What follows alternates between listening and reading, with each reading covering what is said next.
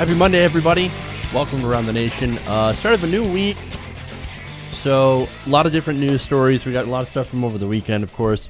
But I hope everybody had a great holiday weekend. Whether or not you believe in Easter, that's fine. Whether or not it's just another Hallmark holiday to you, which to me it kind of is to a lot of people. But hey, doesn't matter. As long as you had a good time. I spent yesterday cooking. I know, right? That's kind of a weird thing, but hey, I'm a picky eater, so I like to cook. I cook my own stuff, and it turns out that the stuff that I cook is rather awesome. Yesterday I made like an entire fucking ham, which was amazing. So hopefully everybody out there also had an amazing weekend and a great holiday, even if it is a Hallmark holiday. So okay. So a lot of stuff happened over the weekend, obviously, and we're going to cover that today on the show. And some of the things that we're talking about today, we've got Bernie Sanders on the attack against the DNC. We have Morning Joe on the attack against the DNC for pretty much bungling pretty much everything. We have Paul Ryan skipping his chance to meet with his constituents. I wonder why. Kellyanne Conway really doesn't like it when Democrats protest. That's fun. And is Alex Jones fake? Is Alex Jones fake? Fascinating. That's an interesting story of what's going on over at InfoWars. There's a war for info. And apparently they're trying to figure out whether or not Alex Jones is real. Hilarious. That's awesome. So we have that. That's a lot of fun stories today. A lot of clips too. We've got a lot of video stuff for you guys today. So I think you're going to enjoy that. First, before I get to it, of course, Patreon. I want to thank everybody for Patreon. We've got a lot of shout outs to do today. So let's get through them. We have $5 from Rachel C. Thank you, Rachel. $2 from Pavel Reyes J. Thank you, Pavel. We have $15. I'm sorry. We have $3 from Ahmad G. Thank you, Ahmad. $2 from Julie. Julie E. Thank you, Julie. We have $2 from Neil W. Thank you, Neil. $10 from Timothy W. Thank you, Tim. $1 from Matthew H. $3 from Alana B. Thank you. $1 from Indie Dude. Thank you, Indie Dude. $3 from Yolanda C. And then that's all the new stuff that we have. And of course, back on the 14th, we had $3 from Karen S. Thank you, Karen. So I think that's all the new ones that we have here. Patreon.com/TYTNation. If you haven't already, help us out. Keep us on the air. Because we're not sure like when the whole adpocalypse thing is going to be over. And even when it does get over, there is no more trust in YouTube. They can pull the rug out, and they've shown that they can pull the rug out from under you at any time. So why would anyone trust them as a main income source anymore? I certainly do not. There's a lot of people who thought, hey, we were doing good on YouTube. That money's going to be here. And I know it's like naive and it was short-sighted for a lot of us. And trust me, we have now realized the error of our ways, that we will no longer put trust in having our revenue stream be mainly from YouTube. So now it's gone to Patreon and other funding sources. I'm looking into doing some Twitter videos, so putting my videos up on Twitter and doing that, and just trying to find other sources of funding. So right now, Patreon is a major one, but I would like to continue to diversify that revenue to make sure that there continues to be a show. But for everybody who's donated, who is a patron, thank you so much for continuing to keep us on the air. But anyway, okay. So thank you to all the patrons who've donated so far. to keeping us on the air. Thank you. I appreciate it so much. Hopefully you guys enjoyed the Ask Me Anything that turned into like an hour and 45 minutes of me talking about myself. So, but hey, it was your questions. I loved your questions. Thank you so much for sending them in. And thank you for watching. If you haven't seen it already, it's up. It's accessible on our Patreon page. The whole thing, hour and 45 minutes. Long show, but trust me, if you were ever curious about me and kind of what makes me tick and how I got involved with TYT, all those questions, what do I like to do, am I married, all that different stuff. Well, that's there. So check that out if you haven't already. And if you're interested in finding out a lot more about me, you can sign up to be a patron. You can watch the whole thing. And, of course, you get every show, every stream on there, too. So, all right. Anyway, let's get into some stories. We've got a lot of stuff to go to. All right. So let's begin with the special election in Kansas. I talked about that last week. And we're getting a lot more of the everybody else's take on this. So that's what we're going to talk about. Now, Senator Bernie Sanders does not think the Democrats did enough to help win the Kansas special election held last week. Now, on CNN's State of the Union, Bernie Sanders essentially blasted the Democratic Party for not putting any resources into a race where the Democratic candidate lost by just 6 points in an incredibly Republican district. Now, again, the fact that it was such a red area and a Bernie-crat, a progressive, got so close, made up a over 22-point difference to come up just barely short, is amazing in itself. And the fact that the Democrats didn't look at that as he was closing that gap and saying, maybe we should actually put some resources into this, that's also amazing. Bernie Sanders noticed, and he and on CNN's State of the Union said this. Kansas and Georgia are red states. You're on this red state tour that's going to kick off tomorrow. But just this week, a Democrat you supported lost an election for a special House seat election in Kansas. A Democratic candidate, John Ossoff, is seeking to fill in Georgia a seat vacated by the now Secretary of Health and Human Services, Secretary Dr. Tom Price in Georgia.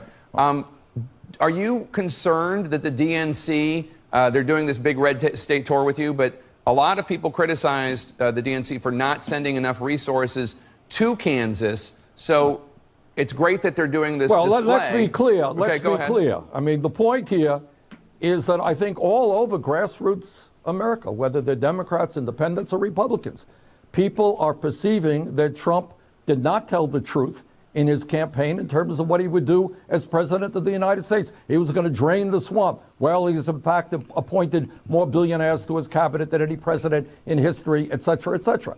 So what I think has happened now in Kansas, it is true that the Democratic candidate lost. It is true that the Democratic Party should have put more resources into that election. But it is also true that he ran 20 points better than the Democratic candidate for president did in Kansas. So what you're seeing in Kansas, what you're seeing in Georgia, I believe you're going to see it in Montana. I believe you're going to see it all over this country, is that many so-called red states, working people are going to wake up and say, wait a second, Republicans want to cut Social Security, Medicare, Medicaid, and education, and they want to give hundreds of billions of dollars in tax breaks to the top 1%. No, that's not what we elected Trump to do. Yeah, climate change is real. It's not a hoax. We got to move to sustainable energy. I think all over this country, in red states and in blue states, people are beginning to stand up. They're beginning to fight back. They're demanding a government which does not just represent the billionaires, but represents the working class of this country. All right, so look, all that is pretty true. The problem is, Bernie, the Democrats, they looked at that race and they said, not interested. We're not interested in your progressive candidate. We're not interested in helping progressive change. Because if we get into that one, we're going to have to get in everywhere else. And we're not exactly interested in progressives. Now, while the Democrats didn't do anything, you had Paul Ryan out there bringing in hundreds of thousands of dollars from gigantic donors. And you also had Trump, and we covered that, putting out robocalls in favor of John Estes. So, look, even with all of that, the guy still closed a 22-point gap. And did way, way better than, he couldn't even say the name Hillary Clinton.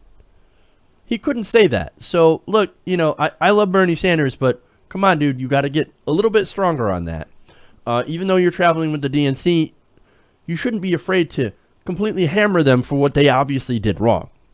But, see, you got to understand. Right now, the Democratic Party doesn't really seem like it wants to win. At least when they have a progressive on board. Now, when it's progressives versus Republicans, they don't spend a dime. When it's progressives versus establishment Democrats, there's where they spend millions and millions of dollars to crush progressives. They try harder to defeat the left than they do the right.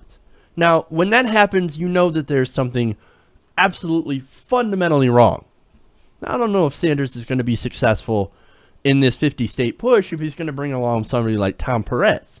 You know, bless his heart for trying, Bernie Sanders. But if the Democratic Party doesn't change their ways, and it actually could start by putting in some resources for progressives and actually helping progressive candidates instead of trying to crush them, well, then all you're going to have is Bernie Sanders essentially doing a tour of the South with no benefit for progressive policies, or at least when it comes to the Democratic Party. Because right now, like, you got to understand, the Democratic Party has the support of the most popular politician in America. They have a populace that's hungry for progressive policy. They're not going to have that forever. At some point, Bernie Sanders, even Sanders, is going to look at that and say, well, look, I'm doing everything I can to help you, save for giving you my my mailing list, which I'm not giving you, by the way. And that's what the Democratic Party seems to really want, is that mailing list. That's why they're keeping Bernie around. He's doing everything short of giving him that list, or giving them that list, and saying, look, I'm trying to help you. If you're not going to take the help that I'm offering, then it's gone. Then it's not going to be there anymore. That's what I hope Bernie Sanders does. That's what I hope he realizes if the Democratic Party decides not to change.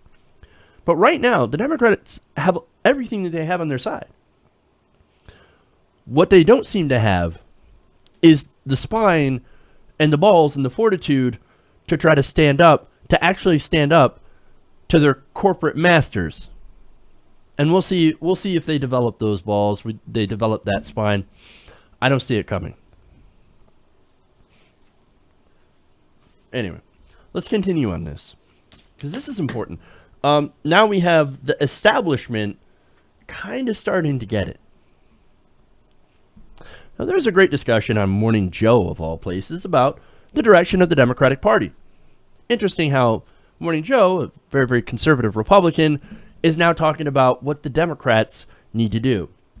However, from what they're talking about, the conversation that they had, it seems like some in the establishment are actually starting to maybe possibly get it, even if it's a little. Now, while the Democrats all over the country were doing the tax march to get Donald Trump to release his taxes, something that, look, I do agree with, Scarborough actually brings up a great point.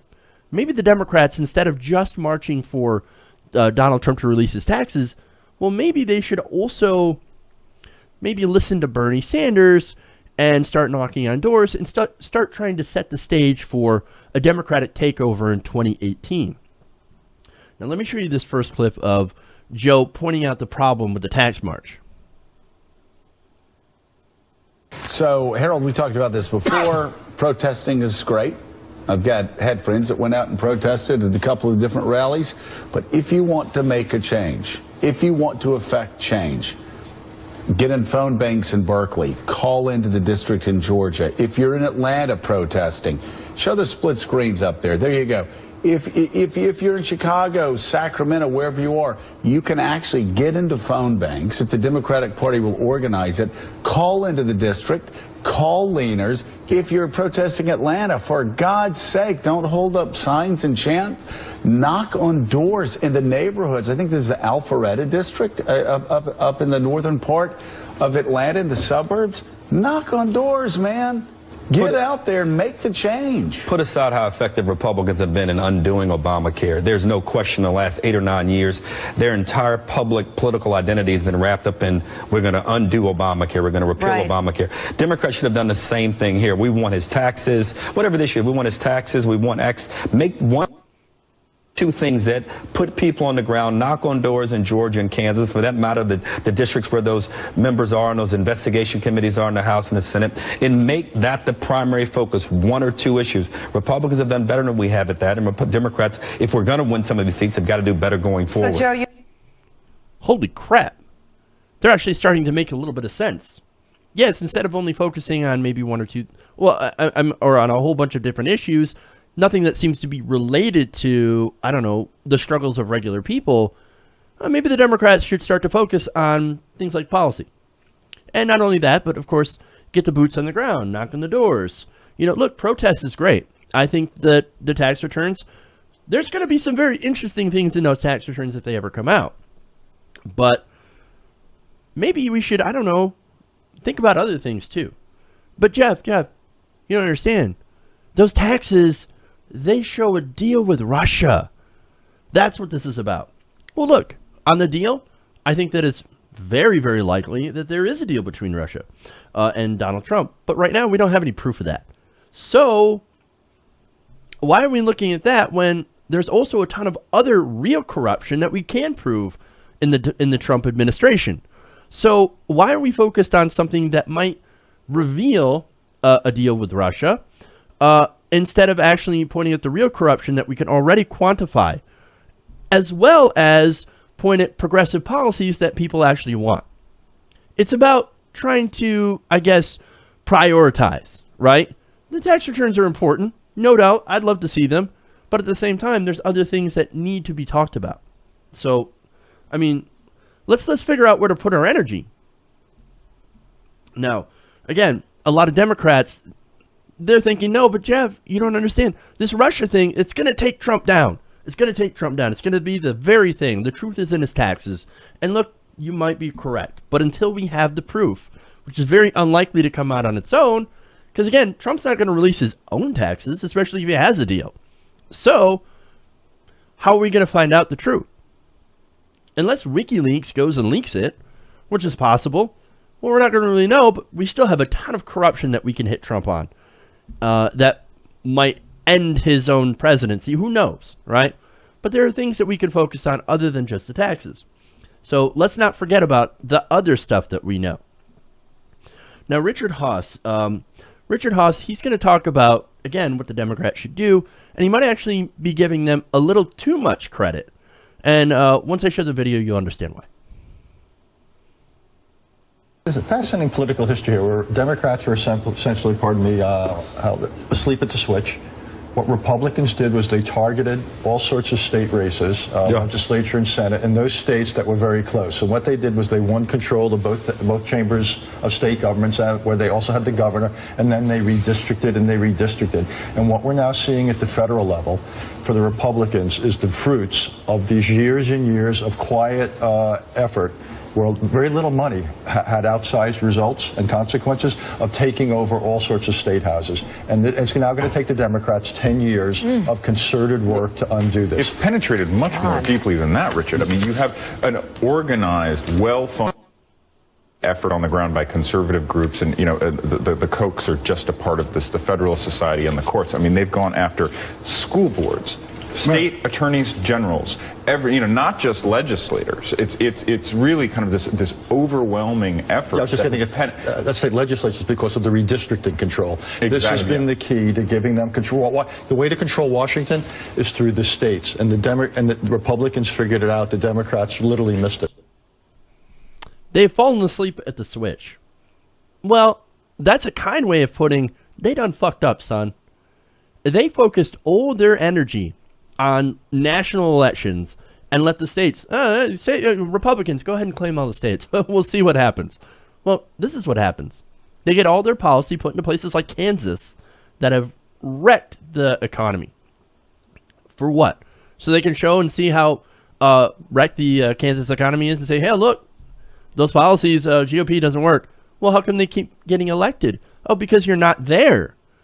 Again, we had somebody running in Kansas that was a progressive with progressive policies. The Democrat Party didn't lift a finger to help.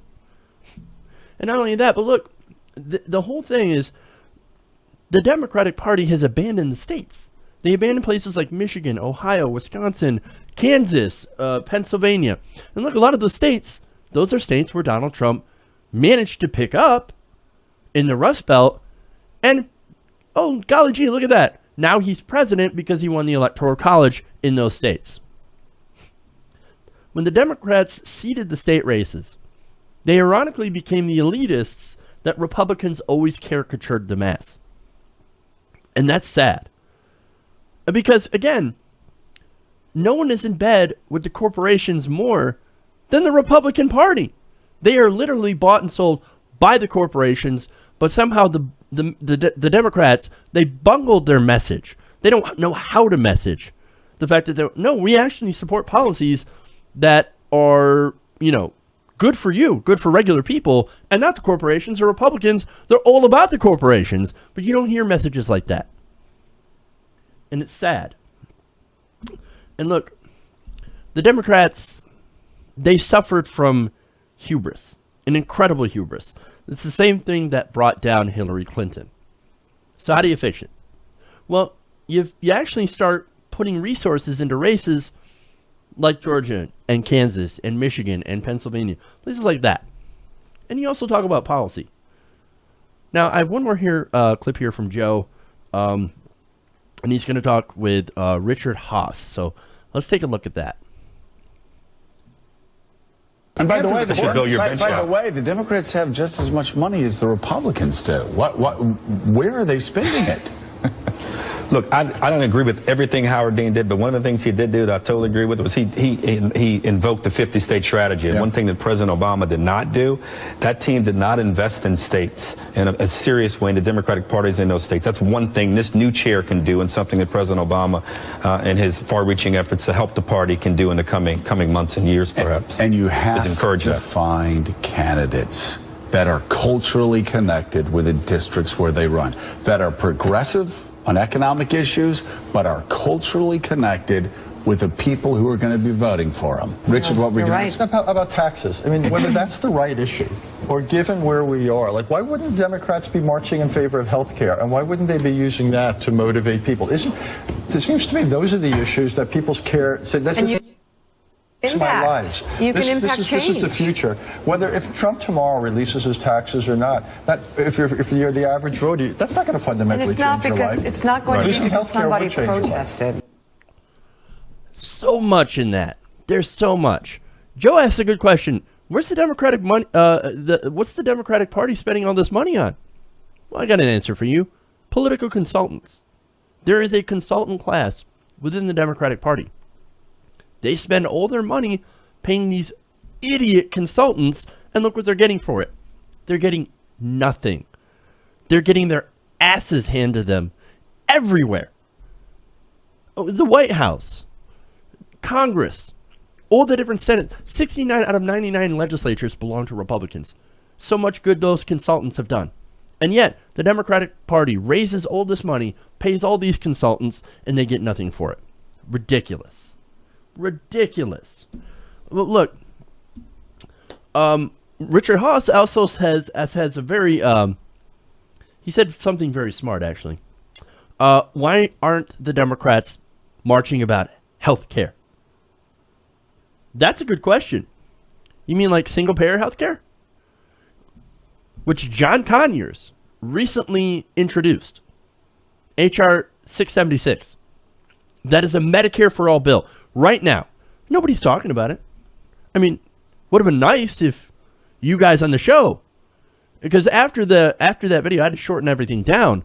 After that video, they talked about how popular Obamacare is. Not a mention for single payer. Not at all. So they're not talking. Yes, they're right on, hey, Democrats should talk about policy, but they're not talking about the right policy. So, look, Americans want progressive policy, poll after poll. The Democratic Party, however, doesn't seem to want to be that party, the party of progressives. And look, that's one of the reasons they continue losing. I mean, in 1994, earlier in part of the video that I couldn't show you, the Democrats started losing in the House badly and in the states. Well, who was president during that time? It was President Bill Clinton.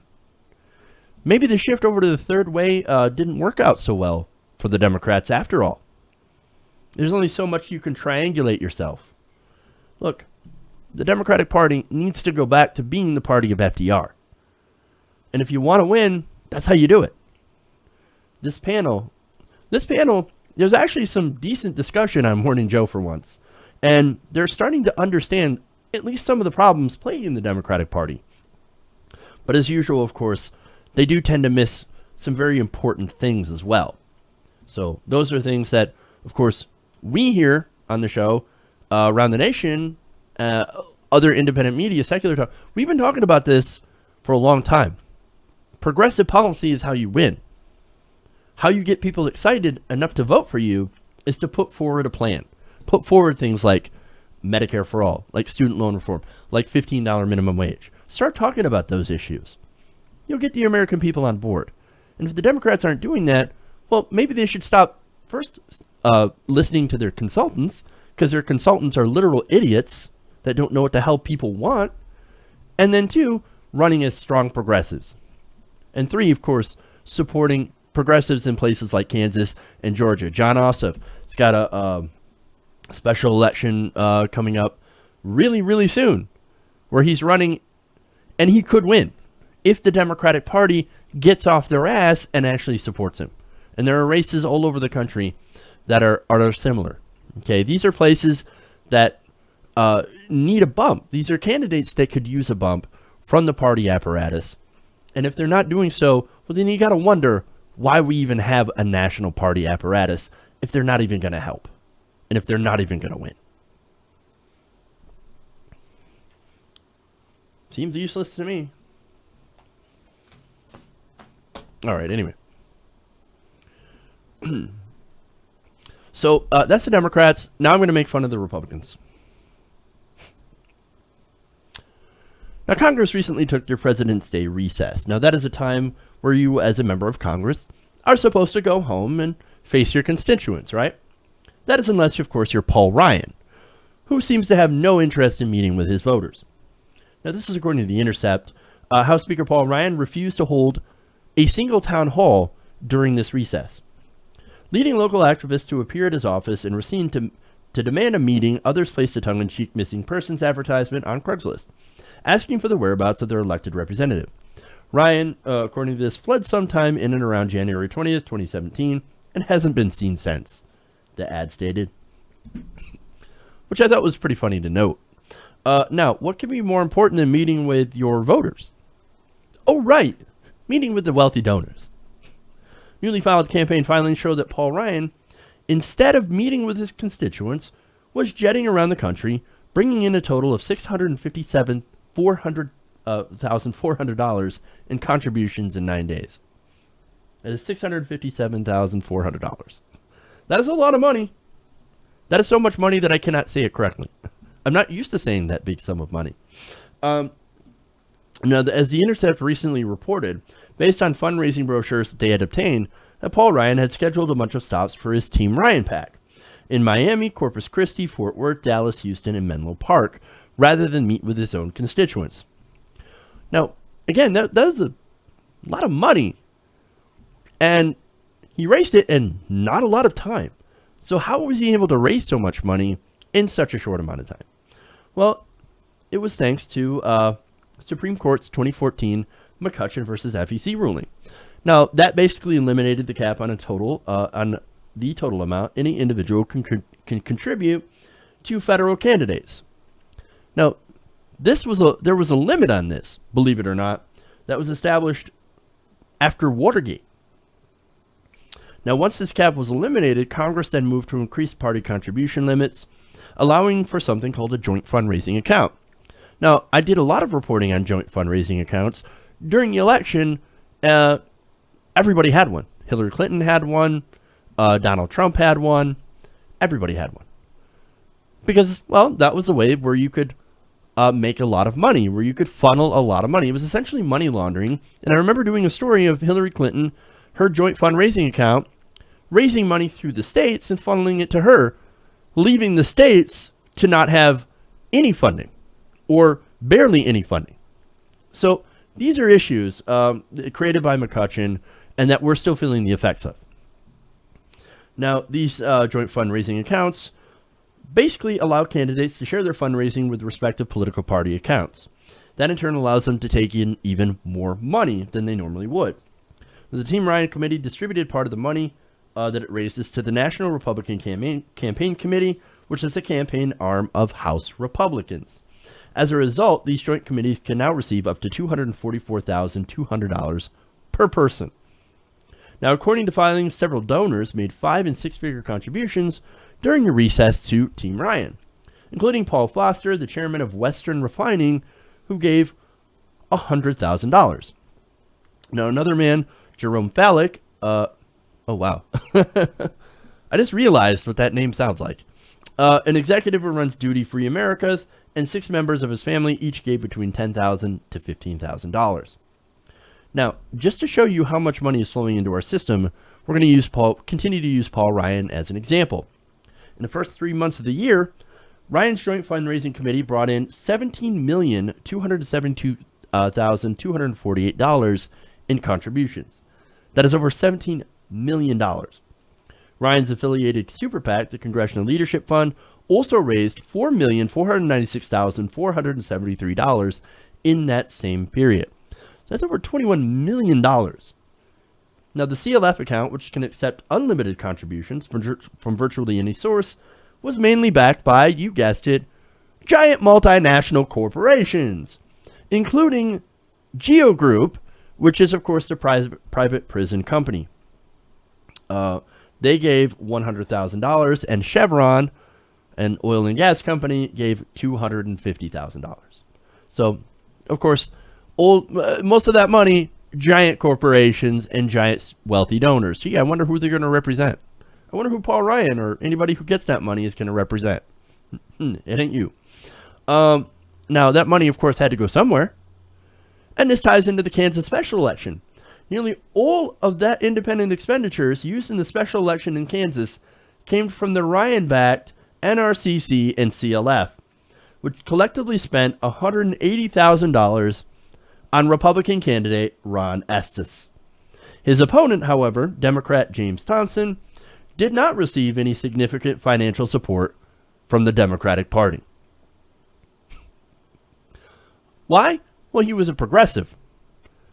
And the Democrats, of course, don't want to give money to progressives. They want to crush progressives and then run milquetoast establishment Democrats that are pleasing to their donors. Where the Republicans are like, well, we know Ron Estes. We know he's going to serve us. We know he's going to serve the corporations because we all serve the corporations. We serve Geo Group. We serve Chevron. So, of course, we're going to pour all this money into this race. And they still won with a 6-point lead. That was it. They won by 6 points. With all that money, Thompson made up a 22-point lead. This is a race that the Democrats could have won, and yet they got no outside help. While the Republicans, as you saw, poured hundreds of thousands of dollars into this race. And a lot of it is thanks to these corporations and thanks to Paul Ryan and these ridiculous fundraising laws. Now, you wonder why Washington still loves Paul Ryan? It's an interesting question, right? Well, let me tell you. Now, they always tend to call him, the policy wonk. Oh, he's so smart. He's so good with policy. He's one of the smartest policy guys on the Hill. No. Paul Ryan doesn't even know how insurance works. He's like, oh my God, doing this ridiculous presentation on health insurance. He's like, I just found out that our health insurance model under Obamacare, it made well, healthy people pay for sick people. Oh my God. Yeah, that's how it's supposed to work, dumbass. That's how insurance is actually supposed to work. That's the whole point. So, because sick people can't pay for their stuff on their own. They need help. Idiot. No, you know why they like him? They like him because he can raise money. That's what this is about. That's what Paul Ryan does best. He's the bitch that goes out and begs corporations for money and wealthy donors. That's why they love him. In Washington, it's about how much money you can raise. For not only for yourself, but for your party. And so Ryan's the bitch out there raising money for the Republican Party. That's why they absolutely love him. That's why he's, oh my God, he's such a great, look at the policy wonk. No, this is no dick about policy, but he knows a lot about being on his knees. See, that's what makes him a rising star, or in this case, Speaker of the House. Now, it was the same deal with Tobacco Check Boehner. The guy was good at raising money from, in this case, tobacco companies and being their bitch. See, these people work for the corporations when they're actually supposed to be working for you.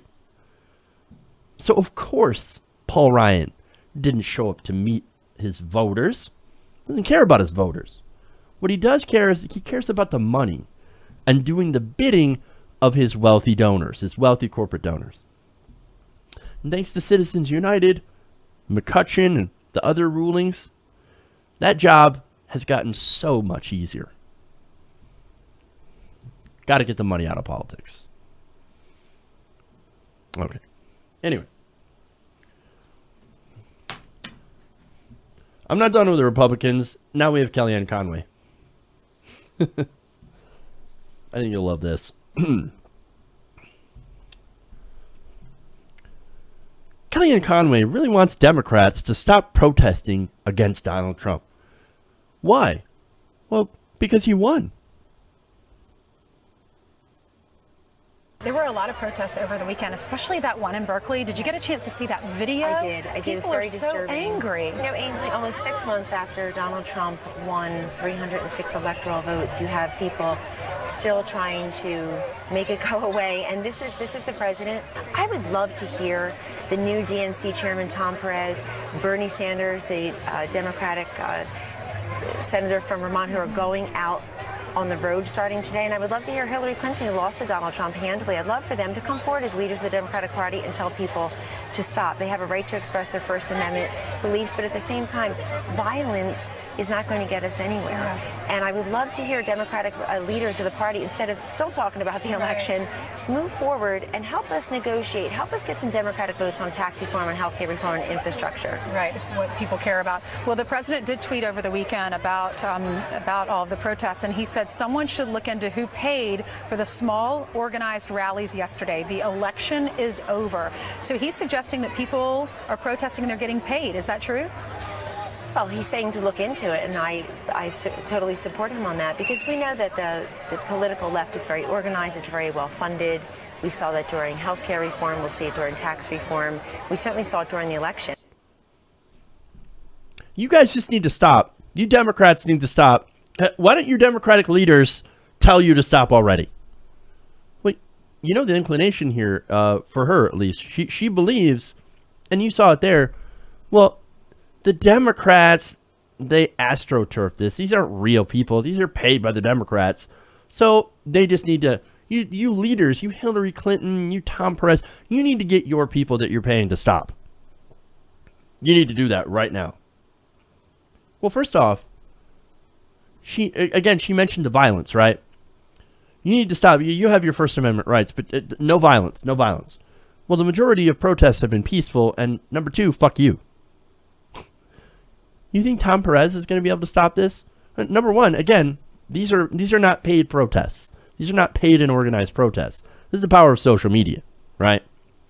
I could just imagine Tom Perez trying to stop okay, everybody, we need to calm down a little bit, okay? Let's not protest. Donald Trump's the president. We just have to accept that, okay? Just go home. Imagine if Hillary Clinton came out and tried to stop a protest. You would have a protest of just Hillary Clinton.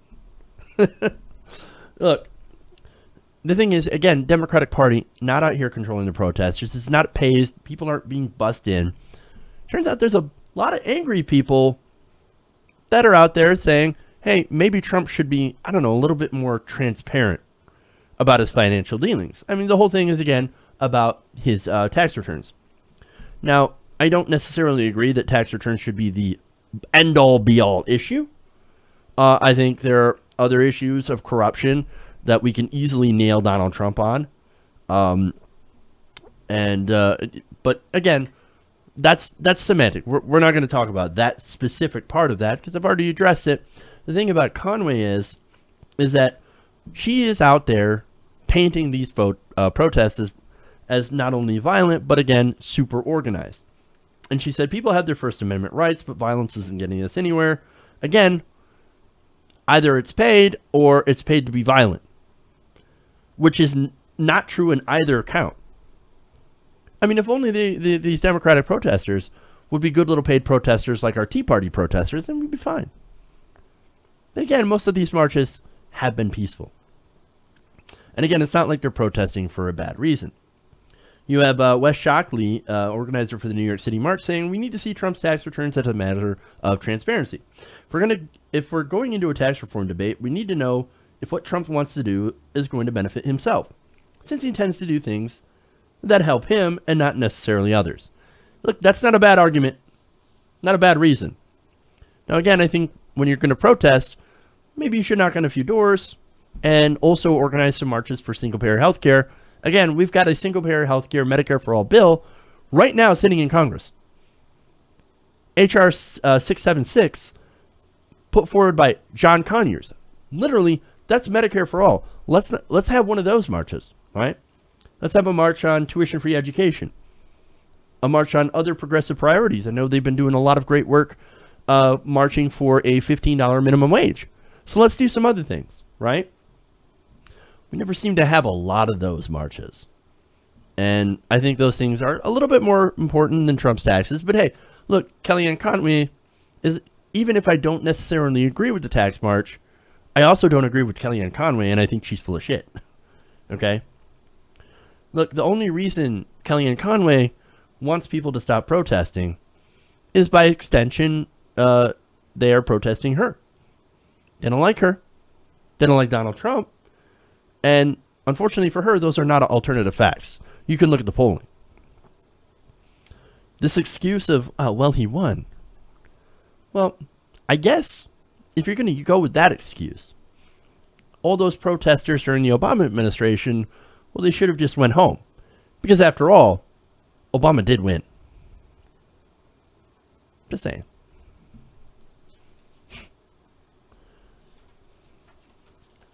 Okay. Anyway. Let's go to our last story here. I know we're almost done with the show. That's amazing. That almost never happens. So, what I'm going to do to make up the remaining time after this story, we'll take a couple of questions, a couple of calls. 989-796-4975. That's, let me put that in the chat here. And let's see, 45. So call in. You can call in there, or add us TYT Nation on Skype. So we'll do that after the last segment here. But I want to go with Alex Jones. Is Alex Jones false? Not a false flag, but false, as in not a real person, but just a character. Now, this is what his lawyer is saying in a recent court case. Now, according to a report in the Austin American-Statesman, a lawyer representing InfoWars host Alex Jones in a child custody case alleged in a pretrial hearing that Jones' behavior on the show could not be used to judge his qualifications as a father. Why? Quote, and this is from attorney Randall Wilhite. He's playing a character. He is a performance artist. Wow. Wait a minute. Performance art. Well, okay. Well, look. Let's take a look at some of his performance art. going to beat your ass. You just get that through your stinking traitorous heads. Excuse me, I apologize. We have a lot of Christian affiliates. I am a Christian. But I will stomp your head in if you start a fight with me, you thug scum. Anyways, excuse me, ladies and gentlemen. Bunch of cowards. Excuse me. I'm going to control myself right now. She is a demon damned to hell. Excuse me. I've been trying to control myself, trying to be professional about this. But at a certain point, I'm just really getting pissed. Just excuse me. We're not going to have Pepsi with baby flavoring in it.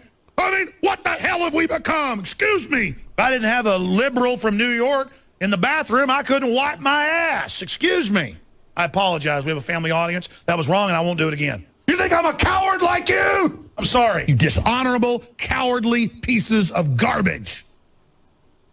Excuse me. Coming for you. Coming for you. We know what you're doing. I'm sorry. Piles of manipulative, lying crap. Excuse me. They're going to burn in hell. Excuse me. This is a time bomb. Excuse me. You're a big tough guy, buddy? You just rammed into me? How do you like that? Now hit me in the face and see what happens, punk. I'm sorry. There's an attack on the species by a guild of psychopaths, and they must be defeated. I'm going to settle down, excuse me. I'm going to come back for the next 2 segments to take your calls, excuse me. I'm sorry. Excuse me. Excuse me. I didn't mean to outburst like that. Excuse me. Of course, Vice put that together, and that's just awesome. And that's just a little compilation of him feeling sorry for losing his cool. But anyway, my question is, does that look like somebody who's playing a character or is mentally unhinged? Look, if he is truly acting, then this is the gaslighting of the century. This man deserves a fucking Oscar. If he's acting, no, move over to Leonardo DiCaprio. That man deserves an Oscar way more than you do, because we actually do believe he is mentally unhinged. No, what's more likely is that Alex Jones is Alex Jones, the real Alex Jones. Now, don't take it from me. Take it from somebody who knew him fairly well. That would be his ex-wife. In a separate testimony, according to this report, in Jones's ex-wife, Kelly, who was seeking to gain custody of her 3 children, of whom she had with Alex. I'm sorry. Excuse me. Didn't mean to outburst like that. Excuse me. He characterized his public persona as being similar to his private one. Quote, he is not a stable person. He says he wants to break Alec Baldwin's neck. He wants J-Lo to get raped. That sounds pretty unstable. I'm just saying. Fairly unstable. And of course, when he says things like, I don't know, this. I want to go to space. I want to see interdimensional travel. And then it is an alien force, not of this world, that is attacking humanity. Yeah. Stuff like that. So he says some rather unhinged, unstable things.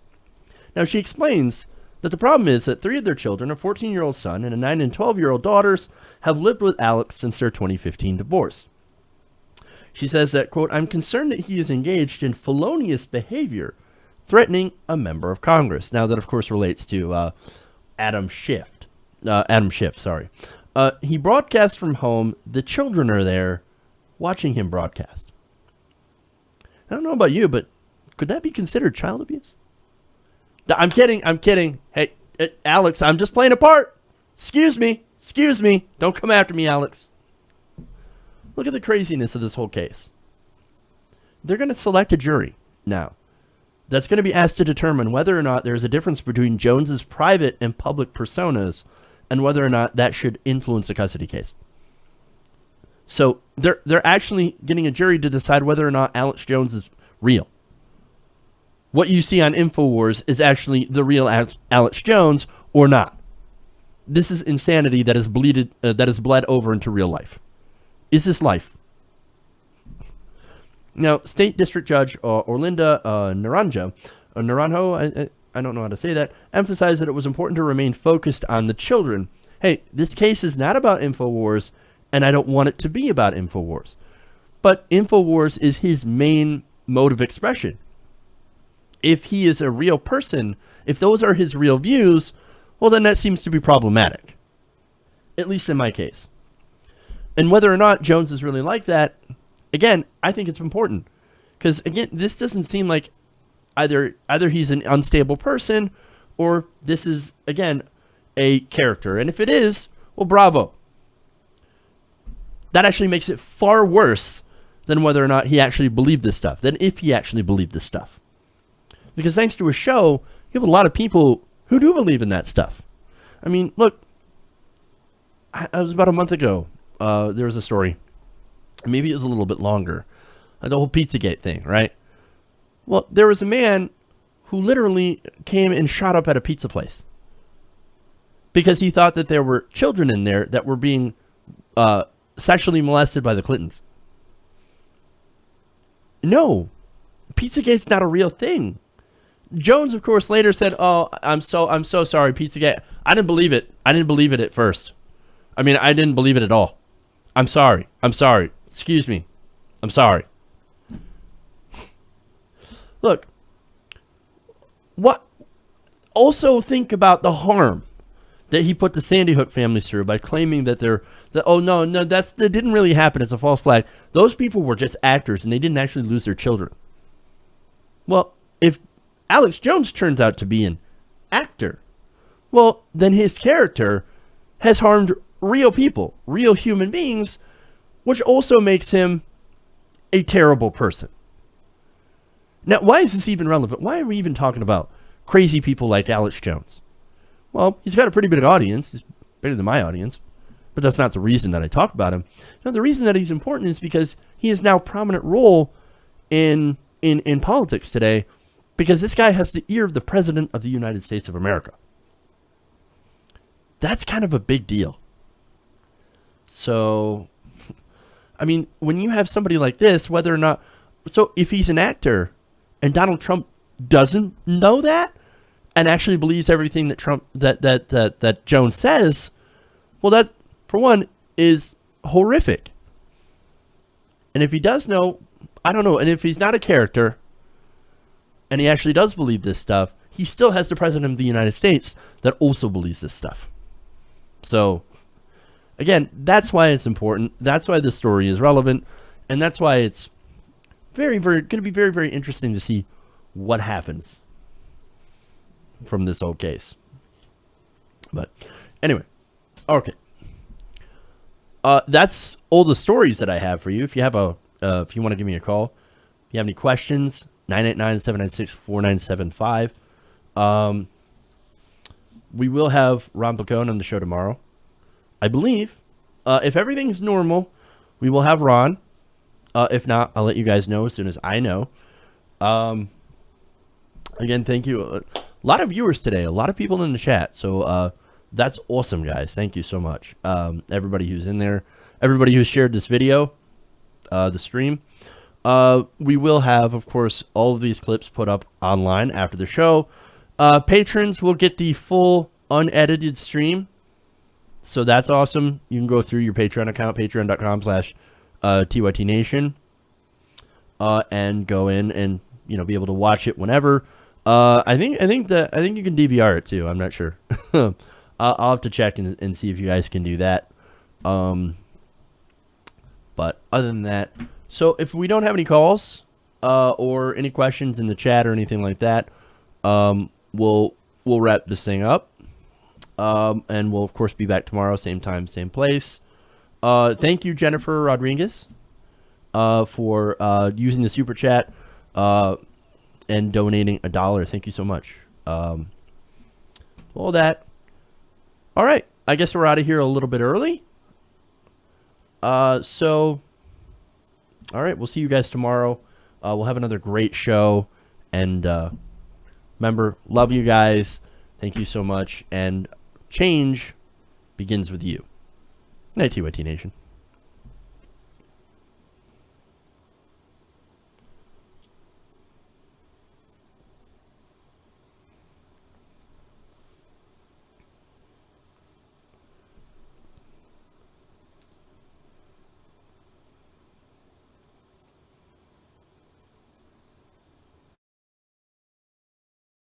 It's the devil, okay?